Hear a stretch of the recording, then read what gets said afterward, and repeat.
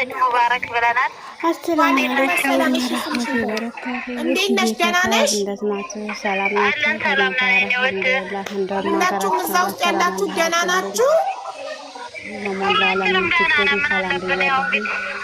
አይዟችሁ እና ረመዳን ማለቀብን እናታችን ሌላ አላህ ያረብ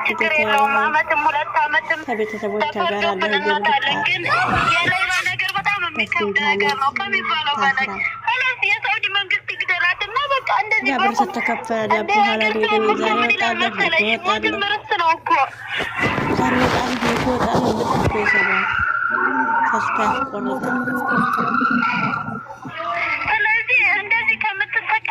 እና ወደ ራሴ የሚመስለው ብር ከተከፈለ በኋላ ነው። እናንተ ቆይማ ኢትዮጵያ ኤምባሲ የላችሁም ወይ? ሌላ ራሳችን ወጥተን ራሳችን ይጠብቃል።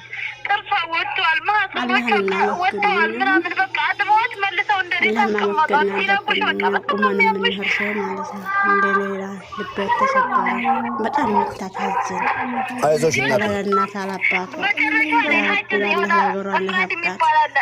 እኛ እኮ ለነገሩ በነገራችን ላይ እኛ አላህን ተወክለን ነው እንጂ እኮ እኛ ማንም የሚደርስልን ማንም የሚደርስልን ነበር። መጨረሻ ላይ አሁን 6 ወር ሙሉ አንድ ክላስ ዘግተውባት ምግብ አታገኝ፣ ስልክ አታገኝ።